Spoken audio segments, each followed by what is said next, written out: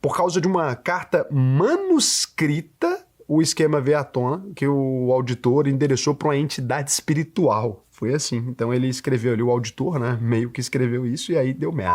Como é que essa fraude funcionava? Você precisa entender primeiro o que é o ICMS aqui, né? A gente tem o chamado regime de substituição tributária e funciona assim. Numa cadeia de produção, uma empresa lá no começo dessa cadeia, em geral, ou quem é o fabricante ou quem mexe com a importação dos produtos para o Brasil, né, traz lá da China ou dos Estados Unidos, ou de seja que país for, recolhe o imposto uma vez só, antecipadamente, já por toda a cadeia. Então já recolhe o imposto aqui, por quê? Porque senão cada vez que for transportado, etc., você vai ter um imposto em cima do imposto, em cima do imposto, em cima do imposto. Se no fim das contas, o consumidor ele acaba pagando menos do que foi recolhido lá no começo, então recolheram um imposto maior, mas o consumidor pagou um imposto menor no final. A empresa tem direito de pedir essa diferença. Por quê? Porque se ela pagou 300 de imposto e só foi ali 220 no final, né, que o consumidor pagou, ficou 80 que ela pagou antecipado. Esse pedido de devolução ele vai receber o nome aí de ressarcimento de crédito de ICMS. E é exatamente aqui onde a fraude acontecia, né? A Fast Shop contratou uma consultoria para recuperar esses créditos tributários, que inclusive essas empresas, toma cuidado, você que é empresário, porque muitas delas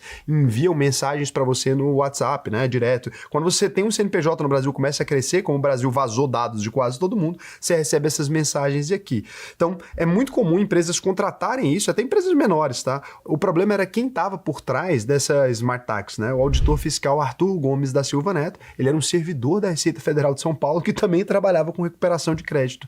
Ou seja, o mesmo cara que estava ali como agente público, que deveria ser responsável por fiscalizar a Fast Shop ou qualquer outra empresa, era quem estava sendo pago ali por baixo dos panos para favorecer a empresa, né? Era a raposa cuidando do galinheiro. E aí como é que ele fazia isso na prática, né? Primeiro ele usava o acesso privilegiado que ele tinha aos sistemas internos da Receita para extrair os dados sigilosos, depois ele usava o certificado digital da própria empresa para inserir informações fraudulentas direto no sistema do governo, e terceiro, ele mesmo ia lá e aprovava os créditos que a empresa deveria receber.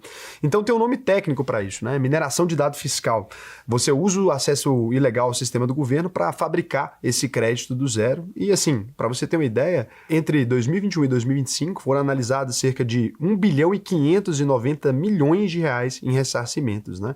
Desse total, mais de 1 bilhão foi obtido de forma indevida.